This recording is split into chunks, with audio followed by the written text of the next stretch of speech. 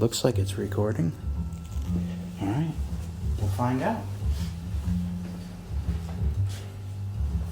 It's hard to turn that one off. That's Miles Davis, Kind of Blue. Wonderful stuff. Good afternoon, everyone. We're going to look at this screen, so if you want to sit closer, you're welcome to do so. The topic is participatory music in education.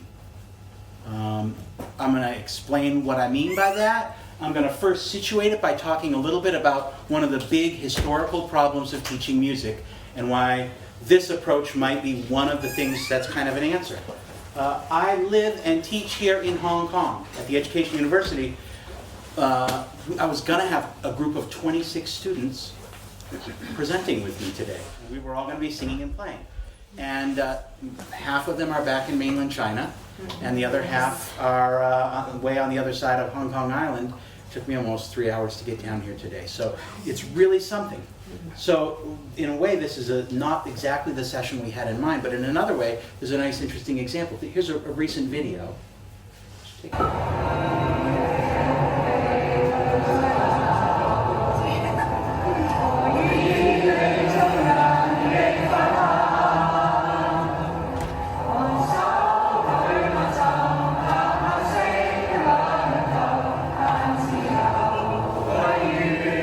Does anyone know what that is? Yeah, tell us. It's the new national anthem for Hong Kong. Well, it's not officially a national anthem, but it was a song that was written this summer that has been taken up as an anthem. And this is a protest in a mall. It hadn't been sung in a long time, but yesterday at IFC, there was a huge gathering, and everybody spontaneously showed up at the mall and started singing this song. It was written, it was posted online. The composer wanted to be anonymous because they were worried about issues around safety and security. So at the same time my students couldn't be here, it's very interesting to see that. You can even see, here's another example. Look at this.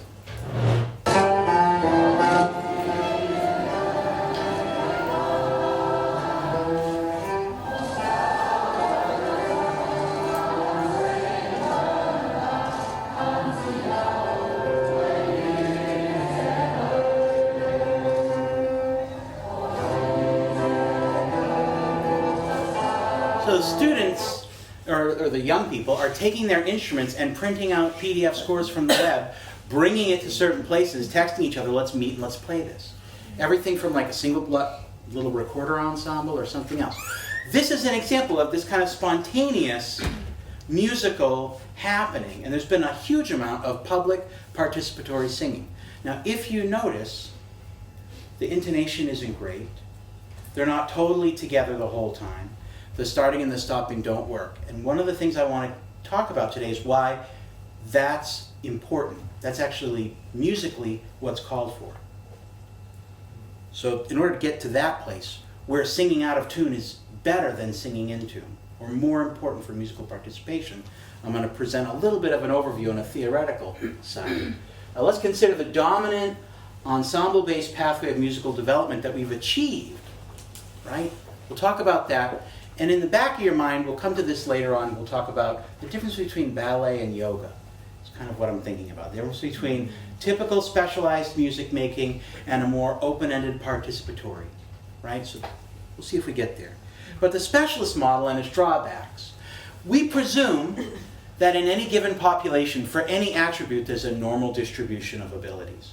So we would say that whether music is based on talent or practice or achievement, if we got everybody in Hong Kong and we've had some way to measure their musical ability, it's going to kind of fall like that. We've built a model of music teaching that was an incredible achievement starting in the 1950s that looks a little like this. Focused, dedicated, and sustained study. That's what we're in the business of doing, right? There's a little baby with the violin, and then they get the Suzuki method, right? That starts in the late 1950s. And then they're young, and then they become this really serious player. And then on the bottom right-hand corner, it's like they've learned to pole vault. You've gotten this incredible achievement, this specialization, this very high level of ability. And we do it through ensembles. And they achieve more specialization as they go. And they also become more homogeneous. right? The very beginning band, some kids sound good. When you get, where's that, does anybody know on the top right what that hall is? Carnegie Hall. Carnegie Hall, right? And how fascinating that a lot of people can name that hall right off the top of their heads. Get to Carnegie Hall, everybody sounds great. So as you go, it narrows. And I'm a bass player. When I was learning to play, my goal was always find a group where everybody's a little better than me, and I'll learn the most, and then leapfrog up into the next ensemble. The ensembles are very homogeneous. But this, of course, asks, what about everyone else? Which is a question that our profession has been asking now for about 15 years in a very specific way. So what we have right now, if you have a total distribution of musical ability, we have successful music students down on the right-hand side. We have a small group of students that we develop their abilities really, really to a refined high level of achievement, and then there's everyone else. And in the US, we have a technical term for those successful music students called band geeks, right? And another way you could envision this is you could say that musical development in this model is wonderful and it's efficient, but it has kind of a narrow direction, right? You're going to be in this ensemble, you're going to learn these songs. When I was playing electric bass in high school, I got to college, they said electric bass isn't an instrument, you're going to play double bass, and you're going to play in the orchestra, because that's the train and that's where it's going, and hop on board. And I could, and it was a nice ride, right? Charlie Leonhard, who was a very famous music education professor of the 20th century, he critiqued what he called the elitist virus. There's a citation at the bottom, and these slides will be available so you can look at them later. He said that it can be kind of Eurocentric. Well, yeah, even here in Asia. And that there's a little bit of a challenge there, right? It's also a problem if you didn't get on at the beginning. There's Bill Murray missing the train in the Darjeeling Limited. And this is a real issue. What happens with the train if the train leaves the station and you're not on it? What happens if you get interested in music when you're 15? You know, in some ensembles, maybe less of a problem than others. Now, Mark Fonder also had this other worry about those other students. He said in this article, these academicians would have us abandon the 20%, the most motivated and interested students, to accommodate the other 80%. That's a train in India, and you can see it's being swarmed. The hordes are trying to rush in, and the train's not going to go anywhere. Because if we got everybody into that ensemble that was designed just for the elite, it wouldn't work. And that's one of the curricular problems. Charlie Leonhard had a solution. He said, we don't need a train, we need lots of trains. So we need to have another beginning band that starts in, secondary school, and we need to have, instead of just a band, we need a choir, we need a mariachi group. So we end up with some sort of MTR. Now, if your school has these kinds of resources, fantastic, right? That is a solution. Many different times where you can join in. Glenn Neerman was the president of MENC, or NAFME, and his solution was, he said, we should have classes, I hate this, for the talented few and the not so talented many. This problem, we've built these beautiful ensembles that sound so great, but what do we do for all those other kids? So the talented few, they take the stairway to heaven, right? And the not so talented many, they're on the highway to hell. And you know what that is? Music appreciation. You take the highway to hell, you're going to be playing the cowbell, or you're going to be listening to a recording of someone else. And you're going to be talking about what makes that music great, but we're not going to ask you to sing, right? So it sends this message that if you're not specialized, you don't belong. And this is not limited to music. How many people think they're not a math person? Raise your hand. Right? I mean, math educators are spending all this time right now saying, nobody should ever say they're not a math person. But the discourse of learning math is built on specialization, especially from Jerome Bruner and his work in the 1960s.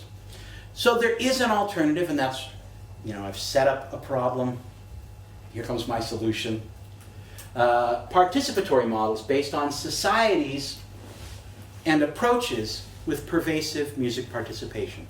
So if music education up through the late 20th century was built on psychology and psychological research, the turn has been towards sociological or ethnographic research.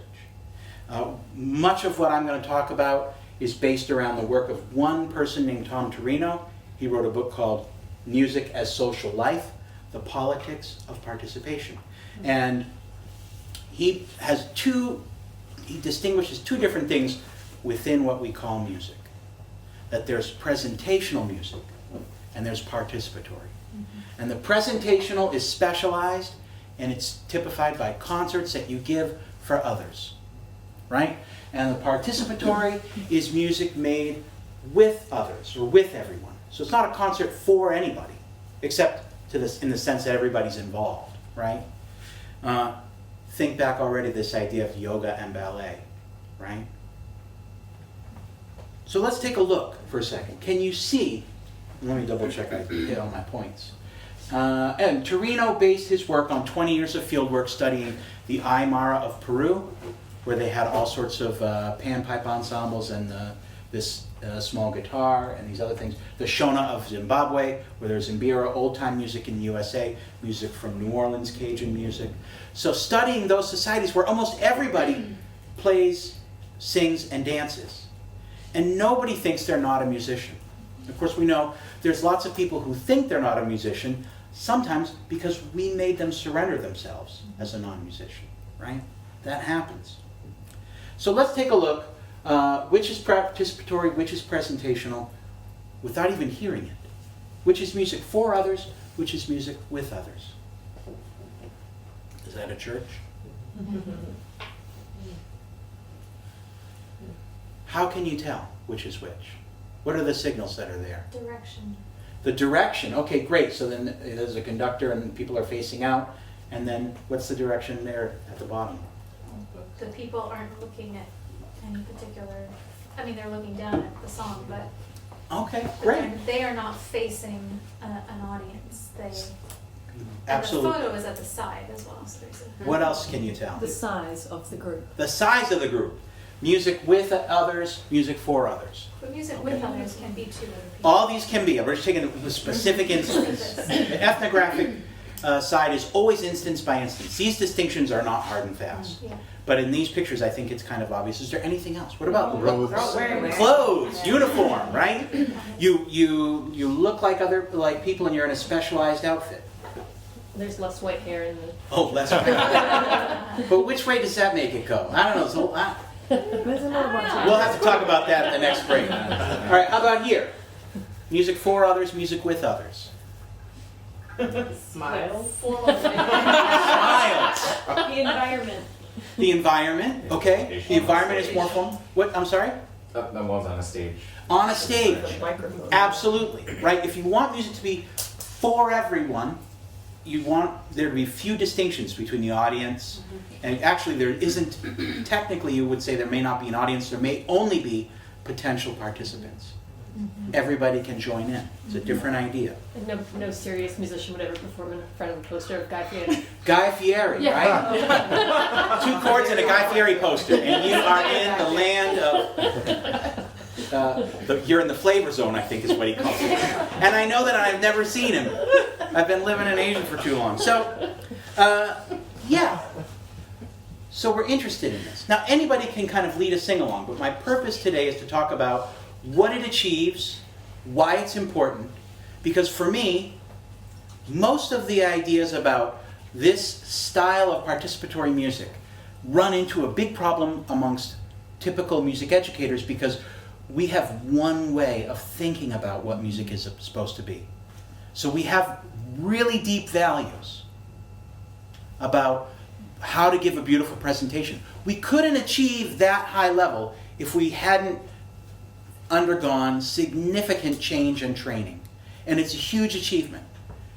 And what I want to talk about are the different values and things. So let's just ask for you, tell your neighbor, what comes to mind. Let's look at a couple instances of some participatory music making. What comes to mind? Spontaneous. Spontaneous. Happiness, joy. Happiness and joy. Great. Family. Family. Sure. Music is sort of the accessory in this photo. It's more around food and picnicking. And Okay, music is, you could say it's integrated or it's part of a bunch of things. It's not the superstar. Somebody said something back here? Spontaneous? Spontaneous? Yeah. We Choice. didn't plan what we were doing. It's not structured? Choice. Structure, it's not structured, there's no program. There's probably some structures, but they might be a lot more flexible. Yeah. Option to participate or not. Okay, yeah, some people are joining in, some people aren't, and it's very fluid. Uh-huh. So old-time music jam when I was living in Japan. What comes to mind? What do you notice? There's no music? They're not reading any music? Soccer? There's no sheet music, right. It's often not sheet music in participatory. It's not always the case. We saw that with the church choir. Something else you see. A cultural connection. A cultural connection. Okay, yeah, there's some interesting cross-cultural stuff. There's even an Okinawan sanshin down on the front there. Yeah, mix of instruments, right?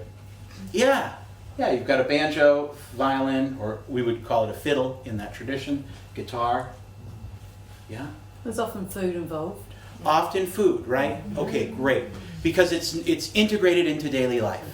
John Dewey said that the arts should come forward from the museums to which they have retired. So they can become a part of the daily life of the average person.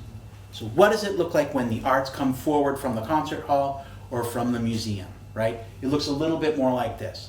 Less specialized, right? So you're getting a lot. We haven't even heard any music yet except for the, what do we see there? It's generation. Generational, sure. Yeah. Play. Play. Okay, great. That's a nice word. So all these values that we can see when we see these moments. Interaction. Interaction. Yeah, we're focused on each other. The focus is on other participants. And non-competitive too. Non-competitive? Maybe. Yeah. Imagine if it were though. I probably have that in me. You're exactly right. I mean that. No, it's Now, not. it couldn't be competitive, but you know what I mean. Often that sort of music it's got to be non-competitive. Thank you very much. I can't resist being snarky sometimes a little bit. But when I had a student join my ukulele group once, she said, it's been 15 years since I joined any ensemble without an audition where I got ranked and put in place. So the first group I've been in where we just played music. And you're exactly right. Oftentimes very non-competitive. I visited the Chicago School of Old Town Folk Music, and the teacher said, I'm going to be playing at the Thursday night jam. I'm leading it. And I was like, great. And I went there, and I couldn't tell which one was him. Because it was very egalitarian in the way that it was set up. And it took me about 4 songs before I was like, you see enough people kind of looking one way or something, and you're like, or you hear a few solos that are really low key, but this person's a teacher. This person's been doing this for decades, and it was right. The same kind of thing. It gets repetitive. You get a sense of it. I would say this: very uncommon in specialized stuff. Cross age. Somebody said generational, but when you have people of vastly different abilities who can play together in a meaningful way, that's fascinating. Yeah. Also, I think there is no fear of experimenting, no fear of trying things. So this is important, I think. Yeah, nobody has said performance anxiety yet for any of these photos.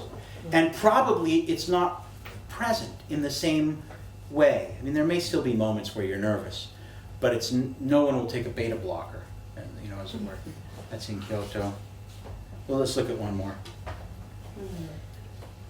Sharing. Experiment. Right. So for me, about 10 years ago, I got very interested in participatory music making because I was teaching with Tom, and there was a part of me, I was an elementary general specialist, this kind of stuff always called to me. But I didn't have a way to think about it, and I didn't have a framework for making sense of it. And I started really getting into it, and Tom said, if you do participatory music, you'll experience participatory values, and it will change you.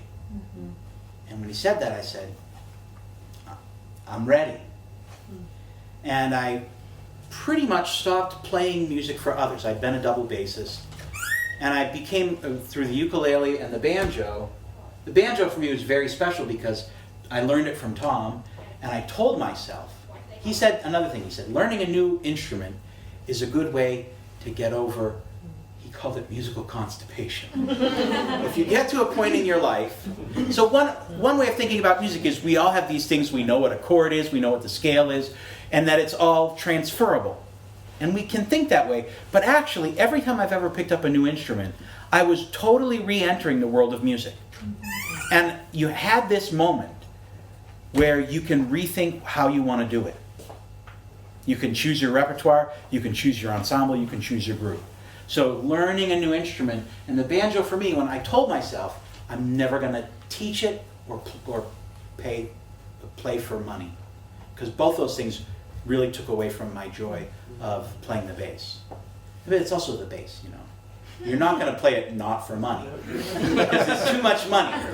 Versus the banjo is the easiest instrument in the world to say, I don't want to get paid for, because nobody has ever, I've only turned down pay 5 times, all right? All right, so let's talk about what the kind of sonic adjustments are that get made to have everyone participate. Let's look at a marching band. I got 2 short videos, each one is less than a minute. We'll start off in Illinois. This is the Marching Illini. What kinds of sonic things are happening? We'll watch the first video, and we'll watch the second.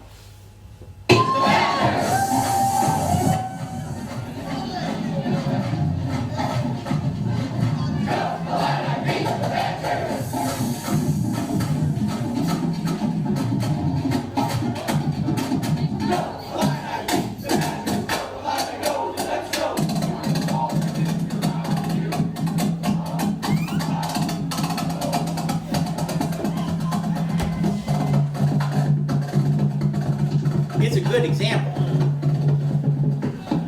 Ready?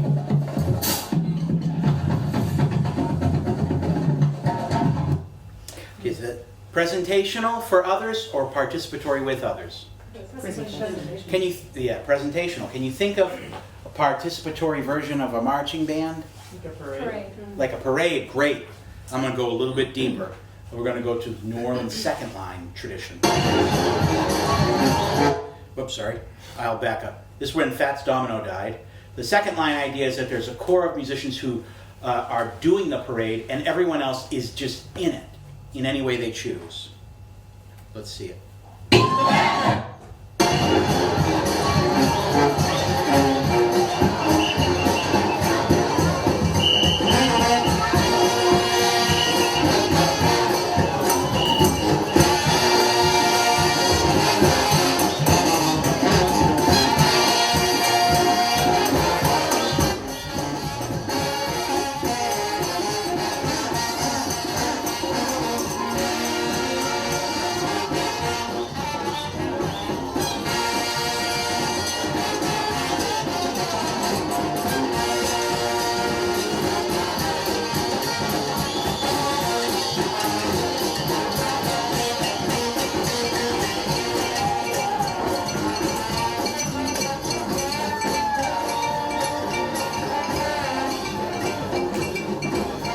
Saints go marching in, right? I want to be in that number. So what sonic adjustments are made? What's the sonic difference between those 2 examples? I'll put that on with no sound. Talk to your neighbor. What are some of the sound differences between those 2 examples? All right? How's the music different? Take a second, talk to your neighbors.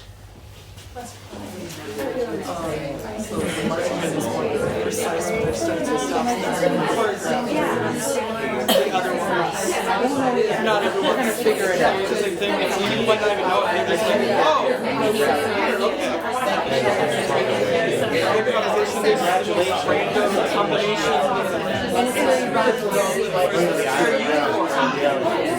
They're just like, we had someone talk about washboard. That's what they had, and they wanted to be a part of it. And you were not responding in these marching clothes, and someone was a spread out more after you because season comes all together, session all together, so together a couple seasons here, but then that's right. 25 later, changes it. There was a basic structure. as the person witnessing the participant is clearly thinking his dance along to Yeah, you can stay long as probably even see it whenever it is. Yeah. All right, we could definitely keep this going, but let's share out a little bit right now. What are some of the things you noticed sonically between those two examples? Sonically, yeah. The second one was more mishmash. Mishmash, that's great. Ethnomusicologists would say the textures were more dense and overlapping. They should use that term because it's a lot more clear, right? It is a mishmash. Beautiful. What's something else you noticed and remarked on? How about back here? We just mentioned the first one is very regimented and rigid and set up to be a performance. Yeah, very, very regimented and rigid. How long is the marching step supposed to be? Do you know? Like a hand. There's a specific length. I don't know what it is. It varies depending. 16. Yeah. 16. I think 16. No, well, 16 it depends on the inches? size. No, it's okay. Whatever it is, Specific. it's very specific. They're moving as one, and that's an achievement too.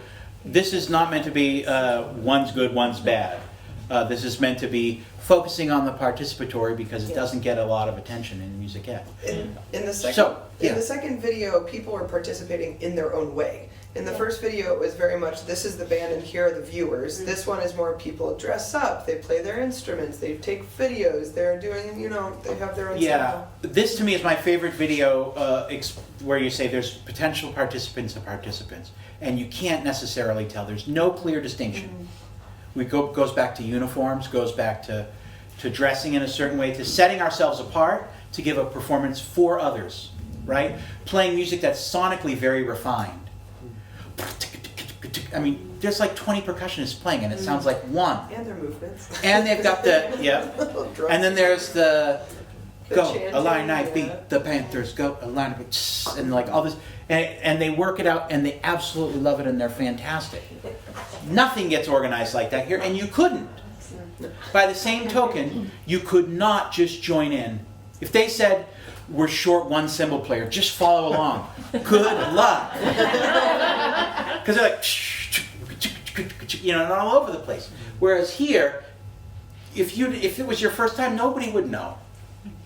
If you'd been doing it your whole life, you would maybe know who's doing a better job, but I'm sure there's people who do it their whole lives and don't do a good job too. It's very different. Anything else you noticed?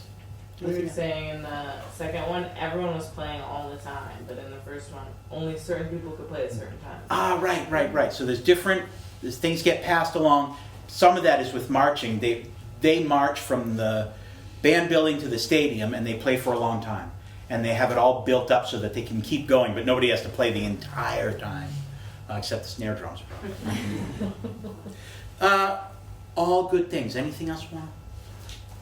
Well, there's a lot of room for improvisation in the second one. The second one is heavily improvised, right? And you could hear a trumpet player takes it up an octave, this goes down, improvisation in the dancing, right?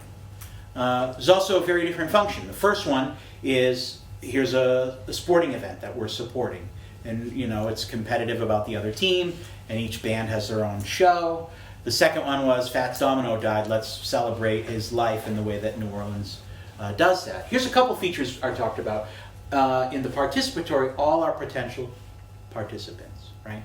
An interesting way to do it. The forms have to be simpler. If you want everyone to join, the forms have to be simpler. They have to be able to be picked up easily and quickly. Many overlapping parts, that gets to the mishmash and the idea of a texture.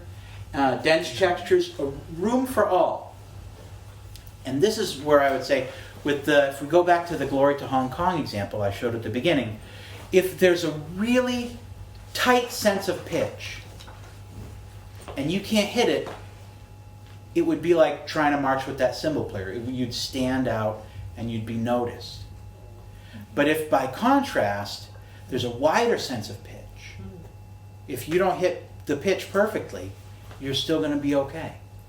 Or even if there's improvised harmonies, right? In that boo-ba-doo-ba-doo-doo, boo-doo-ba-doo-ba-doo-ba-doo-ba-doo-boo, like different people in a trombone, all these things are happening sonically, but there's so much room that whatever you bring is going to fit in. So it's a different way to think about how to set up a musical experience, right? If you want, there's a, did I do them all? Wide intonation, that was at the bottom. This, you can look at the handouts. This is drawn from an article that I have that I'm also going to post. Let's take a look at another place, another example. This is when I studied the Okinawan Sanshin, which is a very participatory musical culture in Japan. The teacher would have a barbecue in the summer, and the people who were from Okinawa would also dance and join in.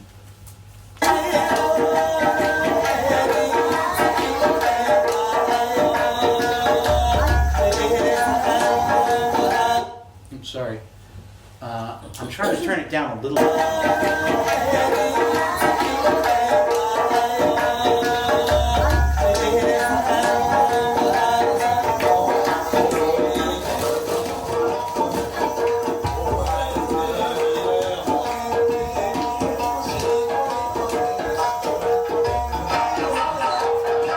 Now you know enough about participatory music now. What are you noticing that's participatory? Clapping and dancing, singing, dancing, and playing instruments. 3 ways in these societies. What else? There's not like a central orientation. Yeah, orientation is not presentational. You orient to the audience. Participatory, you orient towards each other. It's harmonically simple so that everyone can join in quite quickly. Absolutely. Great.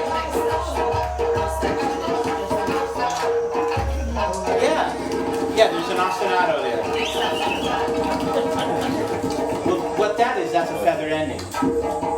And if you want everybody to end on the stuff, you know, unless you have the emergency blues jam ending of where like dun dun dun dun. Other than that, you're kind of in trouble if you really want to end on a dime. So a feathered ending means you just strum the chord and you do this and that, and everybody kind of is like, you know, some people are still playing the tune and they're like, wait a second, what? Oh, okay. And they join in, and it's a graceful way to gently bring people in or bring people out. When I'm doing ukulele participatory stuff, if I want to start a song, I just start strumming, and then the students know the chord. I don't go, we're going to start on a G chord. Remember, you know, this, that, and the other. Here we go. 1, 2. 1. I want a feathered beginning. It starts just with me. I know how it's going to sound. I know what I'm going to do. And then we join in, right? Okay, great. So you're starting to pick some of these things up. So let's look at a school. This is PS 22, Staten Island. You may know that. People know it?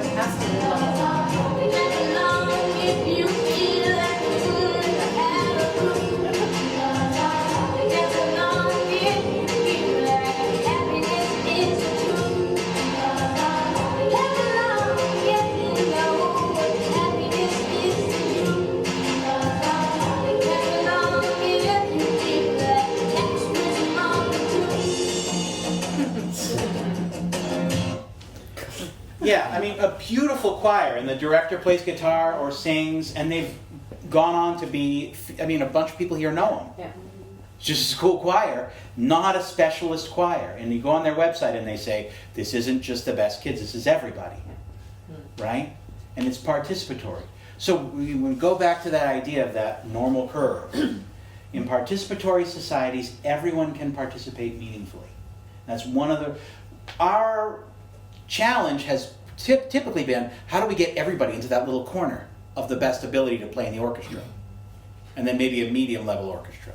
But the participatory approach says, how do we start with a conception from the beginning where someone who wouldn't sound good in that model is going to still find themselves happy to make music, just like those kids, right? A little side example, you go to Japan and karaoke is very popular. There were more karaoke places in Toyama, Japan than there were fast food places. And you go to almost any place, there's all these private rooms, and you will go past 5 or 6 rooms, at least one of them will have someone in there who sings horribly. And they are absolutely in heaven. And when I was in the US, all those people were told to shut up. And they don't sing anymore. And they'll never sing again. and it's been squashed out of them. And so there's something in Japan, it's a very, very participatory culture. So there's not a lot of individualistic stuff, there's a lot of group-oriented things. I'm oversimplifying. But finding ways to get everybody involved and connect and volunteered and intermingled is very, very constant, and singing is a main way that they do it.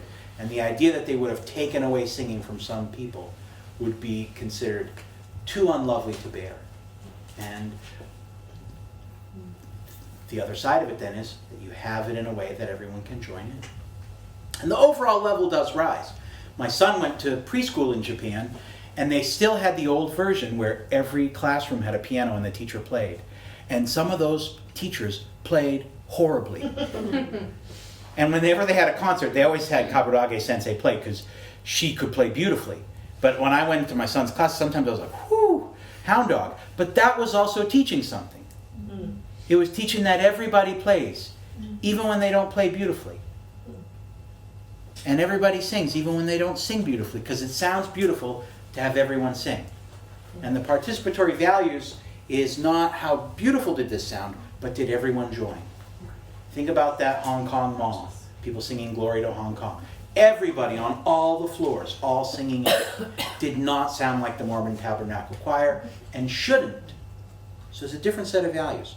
Here's another example of a great choir that I think could be kind of a model for secondary school. Choir in Toronto. People know this group? Was this the special? I don't think so. You go to this pub, you pay $5, you get a lyric sheet. They do a little bit of rehearsal, and then you sing through all these songs together.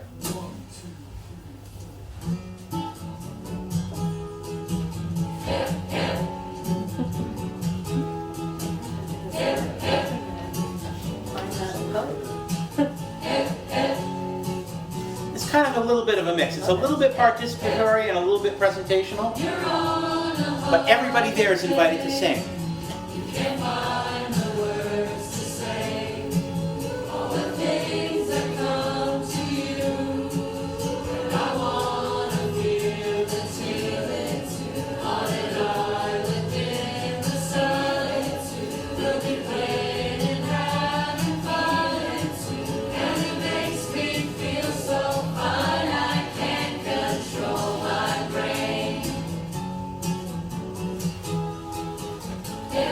One conductor, one guitarist.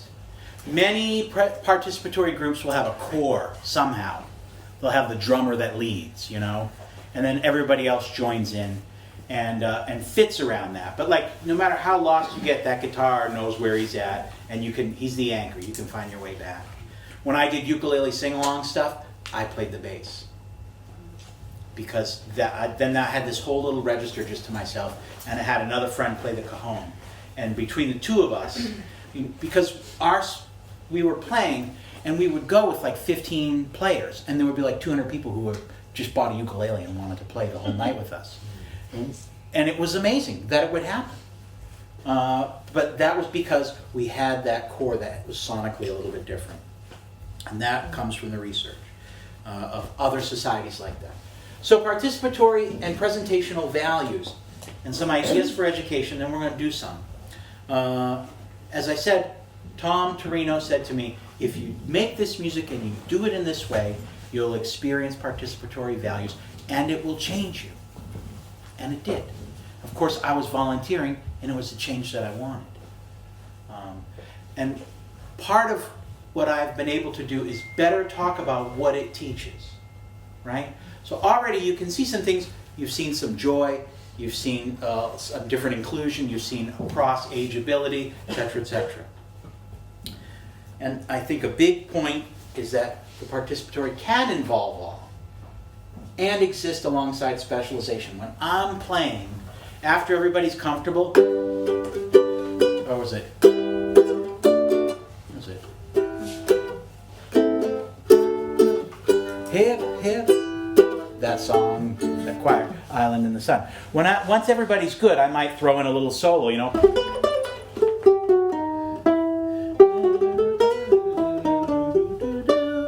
I can find some room for me and what I've got and what I bring. Everyone at their ability level can find something meaningful that they can contribute. conceptually, because it is dense and it is overlapping. And that's important for me as a teacher, because I want to actually make music with my students too. I don't just want to say, you make music all day and I'll just dream about playing in my community band on the weekend. And I've always been lucky enough to enjoy the music I made with my students. Here's another idea, I guess, helps me to talk about what's going on here. The presentational is sonically complex, sonically rich. But socially, it's pretty simple. One group's sitting, one group's talking, one group is presenting. I'm thinking already about this moment right now where I'm presenting and you're in the audience. Socially, it's pretty simple. You show up, you play your part, you observe, you take some things in, and you get changed. And the participatory, by contrast, it's sonically simple, but it's socially complex. People were in the David Frigo workshop before. There was all this interaction, there was all this intimacy, the inward focus among participants. When I was in a group like a marching band or an orchestra, all the socialization is during the breaks, right? Before and after rehearsal, you have a party or whatever. But during rehearsal, we weren't really bonding in the same way. We're in it together, and it's wonderful. But when you have something that's a lot more porous, like this, the social dimension is quite a bit richer. People kept saying, there's food. You know, everything, all these pictures, there's food. Well, yeah, people are hanging out and they're eating and they're drinking and they're falling in love and they're doing all kinds of other things while they're doing it, right? Another contrasting value, the participatory is very good about togetherness. And you think about the physical side, whereas the presentational tends more toward achievement. And when I was working my way through these ensembles, I was trying to play with the best group I could. And I said, when I become professional, I'll still play with the community orchestra to give back. And I didn't. Because I went to a couple rehearsals and I was like, there's only one other bass player, and they want me to play so loud and it's not even possible, and I'm going to ruin my technique. And so I stopped going, right? So the notion of achievement. I mean, Hong Kong is responsible for 80% of the ABRSM certificates granted in Asia, right? Its music is about achievement in Hong Kong. And so if you want to be able to measure achievement, you've got to be able to say, well, how high was the bar set and how high could they get over? It becomes like an elaborate thing like a track and field meet. You can play, every piece is never just a piece. It's also understood that it's got all these challenges, and if you can do it, you're at this level. You've got a level, the piece has a level, you've also got a grade. In ABRSM, what's the highest level you reach? The diploma. You get to be a teacher, right? You get high enough that you become a teacher. Now, as I'm saying, I've got a bias, clearly. But I enjoy both kinds of music making, and I think that both are really important. But the difference between what Tom Turino says, a piece that's participatory is like a game where there's some rules, and it gets redone every time. Every time you grab a frisbee and head out with your friends, there's something that you're going to do. There's going to be a little turn taking, and there's going to be a couple tricks and whatever. But it's how quickly can we get some fun happening here? Versus when you play, like when I played American football in high school in the U.S., and it's like, it takes like a week just to measure you for all your pads. And you're not going to like play the game for forever. And even when you do, I only had one job, just to block one guy and push him the other way. Versus something like frisbee, right? And musically, that's similar. I mean, what happens if you're the timpanist? Really? What's the music? I mean, the filter on your music education when you're playing timpani, or cowbell, or etc. All right. So I've talked a little bit about the size of this. Let's do a little bit about the pedagogic opportunities. If you're thinking about this in some way, you can always include a few sing-along songs. These slides again will be uploadable. I always think, for me, every concert that I'm involved with, I want there to be one moment where we've invited everyone to sing. We find one song, and the orchestra can play a simple melody, and we can say we're going to play this song that everybody knows. We're going to do "You Are My Sunshine," or I'm super picky about my son's international school because I taught elementary school. Nothing worse than being ex music teacher going, but they have a Christmas concert and then like there's never a sing along, and for like a half hour before the concert, people are trickling in, and it's all silent, and I'm like, how come we don't like do a little jingle bells? Just something, you know? All right, so pedagogically it's an opportunity. You can add some participatory repertoire. If we go too far down that path right now, it would be tricky, but when we can have some discussion. But the Turino book, and I think, did I have a slide in here? I think I did, where I was saying, yeah. I wrote an article that was in Music Educators Journal called Music Education for All Through Participatory Ensembles. There's a lot more detail there. Let's see if we can. And I would recommend that as a place where this stuff gets spelled out. You can try teaching a few songs on the fly. A lot of participatory songs, you know, are easy enough that you can teach them. And of course, it's a slight different set of pedagogic skills that you develop. But you try it, you know. I mean, I'm sure many of you know this little light of mine. I'm gonna let it shine. This little light of mine. I'm gonna let it shine. This little light of mine. We've already become a band.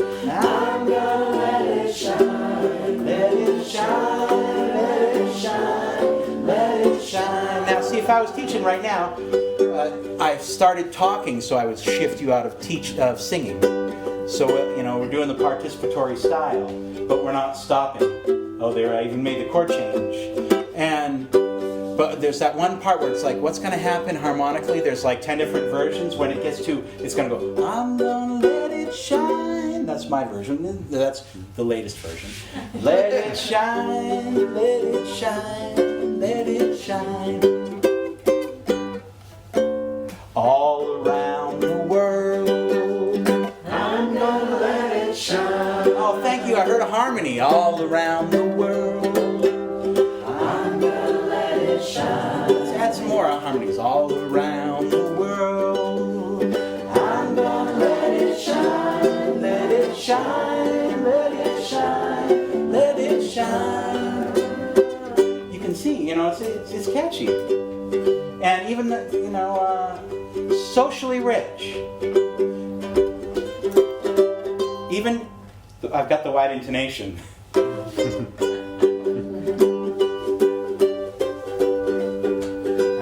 gonna let it shine. Let's let it shine. Let it shine. Let it shine. Let's tag it once more. Let it shine. Let it shine. Let it shine.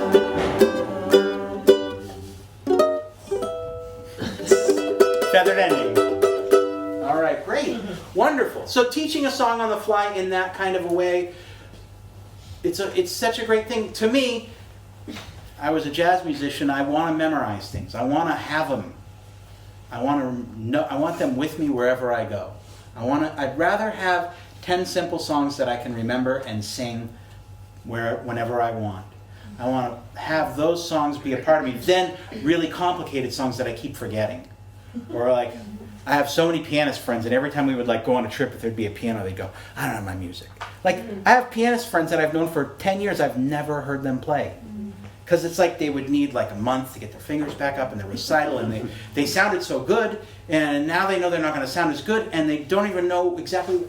Now, you could say that was something that you did, and now you don't do it. My son spoke Japanese for 3 years, totally fluent, and he speaks barely any now, and it's gone, and that's okay too. But this version of something that's simple enough, like playing frisbee, I don't want to go out and play football anymore. We talked about this before. So this is kind of like your homework assignment to think about. I think this is the best thing I can come up with for a rich example that will get you to think about it. What's the difference between when somebody learns ballet, it's specialized, it's hierarchical, you go through this long set, it's incredible achievements, absolutely beautiful cultural treasure, versus yoga, where the focus is inward, where people of many different body types all go. Thank goodness, because I get to go. I've done some yoga. It's not pretty, right? But it feels good to me. You know, and I feel like, what's it like when we give students the opportunity to have the musical equivalent in their lives? Are we finding an opportunity as teachers to give our students the equivalent of musical yoga or musical frisbee or musical whatever it is? Can we give them a song that's really simple? Can we tell them, here's something you can do with it? Can we do some really basic improvisation around something? Can we do some social music making? Can we come out of the concert hall and embed it in society in some way? That's the basic presentation I have in mind. We can do some playing, we can do some singing, and I can answer some questions. We still have like 10 minutes or 8 minutes. 3 minutes? It's 4:15. Yeah. So we're at. It's 4:06. We've got enough time. Okay, so questions, comments, curiosities? Wondering your opinion, outside of elementary school, going up, let's say middle school, and you only have one block, would you recommend participatory or? You know, I think that it should be a part. I think that I worry, when I was teaching college level music educators, many of them had never made music in a playful way. Yeah. And I felt there should be some responsibility that happens somewhere. Maybe it's just a part of what you do. When I said, we add a sing-along in somewhere. If you some places maybe they'll have a club. Well, I mean, other people probably have better ideas than I would on this. What would you do if you had one? I don't know the answer to that question, sorry. I was just thinking, a blended way, actually, I have found by incorporating playfulness into warm-up routines. What a great idea. I have ended up, students at various points in different semesters have ended up requesting to do a warm-up song on concert. Because they end up loving it so much and then getting playful enough with it that they then get it to a point where they're like, we actually want to present this to other people. How cool is that? I understand that, but I'm saying, So give us 18 kids in Uh-huh. that ensemble, and those 18 kids know that they What- have to what- come up to this part and make What kind of ensemble? the choir. Uh-huh. But I mean, all the other kids in middle school wanting them to come in, but then they also know they have to do concert music if they come into this ensemble. Mhm. So how can I get the rest of the school involved in that and still have a concert? Well, could that group do a couple sing-along songs as part of their concert? And then, participatory, remember I was talking about 15 ukuleles and we go and say, please bring a ukulele to this event and we'll lead you and help. And then everybody else would join in, because could you structure in something where everybody gets to do something, whether it's like some cup game or whatever it is. And you can think about it, we can talk about it, we can email too. Somehow, there's some opportunity. Does your group perform for the whole school? There you go. Add in a sing-along as part of what you do, and everything should be at a certain level, but then you could talk with them about, all right, well, let's make one where we sound a little different. And maybe you bring in a couple ukuleles or somebody plays the cowbell, or you add in some textures and you open it up in some way, and there's a little something. That would be a thought I would have. Or even schedule throughout the term, the quarter of the semester, times to go into other smaller groups, classes, and teach bits and pieces of things, so that then when you get to an assembly situation where you are performing, then you've already prepped multiple groups, and they're like, oh yeah, we know that one, and can then participate. Mhm. Because a challenge that I find in international schools is lack of shared repertoire. Mhm. Lack of knowledge of pieces that people can be like, oh yeah, I know that one, because kids are from so many different cultures. Absolutely. At the same time, that bodes for if you have participatory stuff that's really simple, right? That can be picked up in the span of you can build in that shared stuff. The other option is here comes Frozen 2.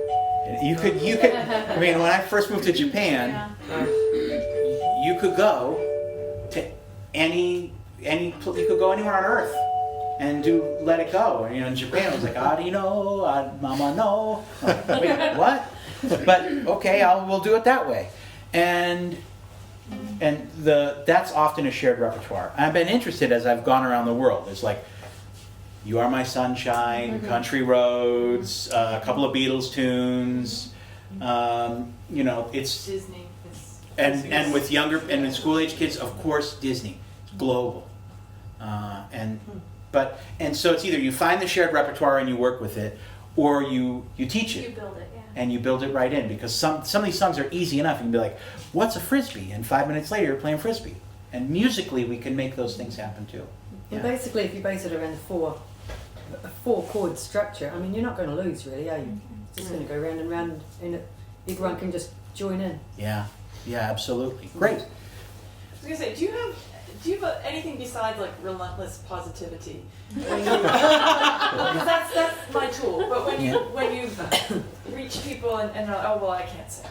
I mean, I could retire if I had $1 for every time someone said that. And then in our concerts, when we invite people to sing along, everybody's just like, oh no. And even this morning, our keynote speaker was like, well, you don't want to hear me sing. There's that mentality that like choral teachers that have to fight that all the time. Do you have any and I think the long-term answer is that's, I mean, the ethnomusicological perspective would be that musical specialization is tied into commodification.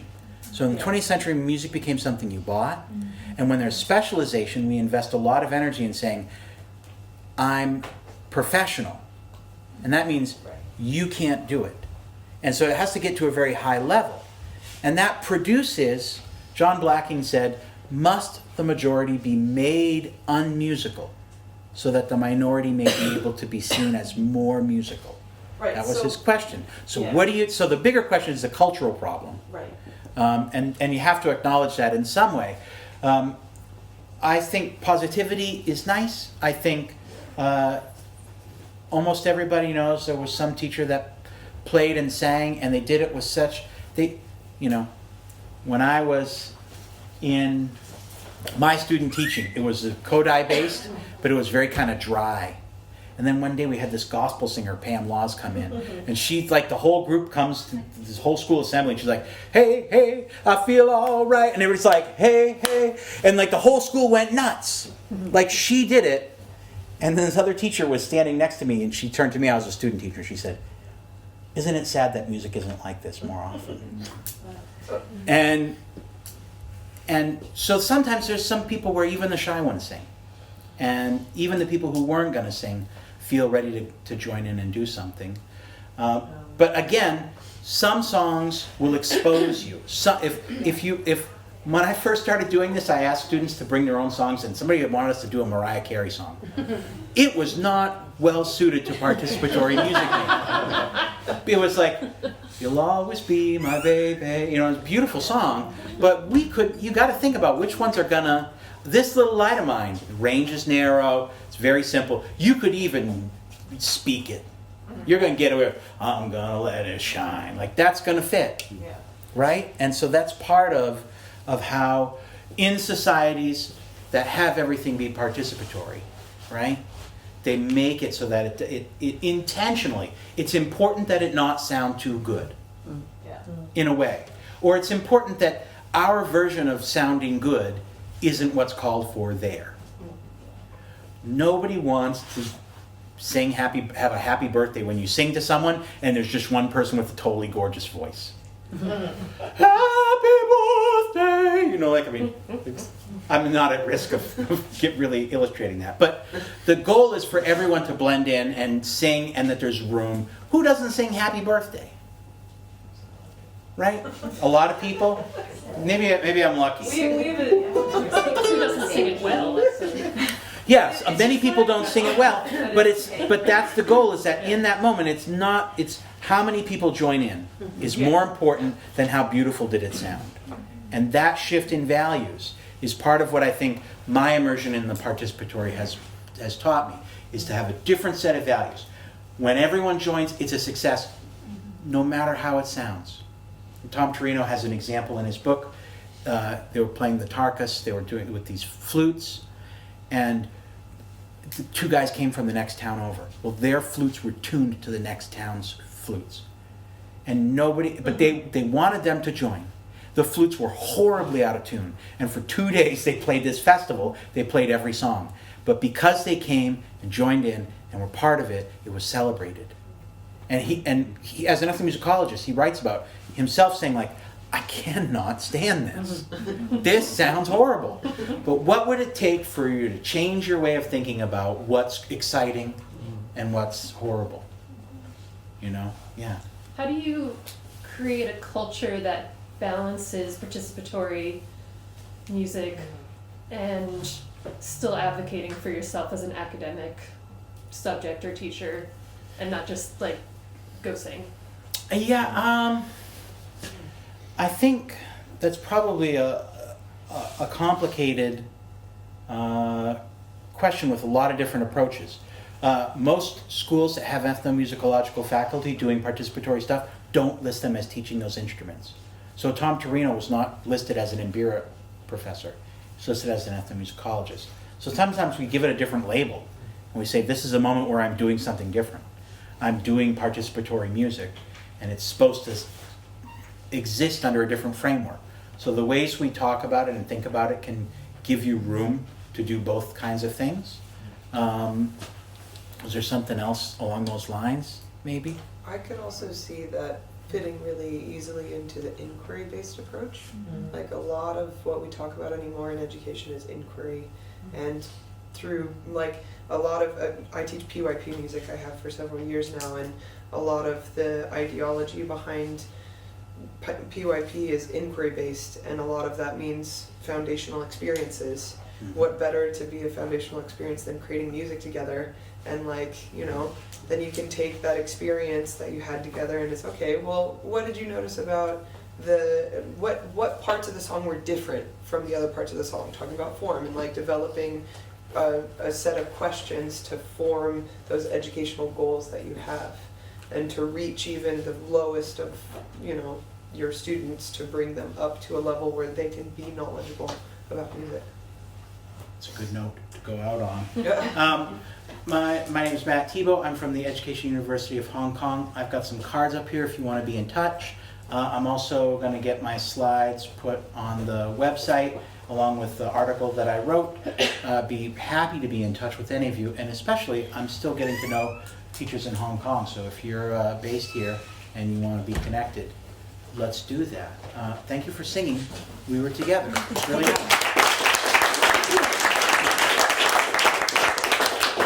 Thank you, Dr. Thibault. He's my teacher.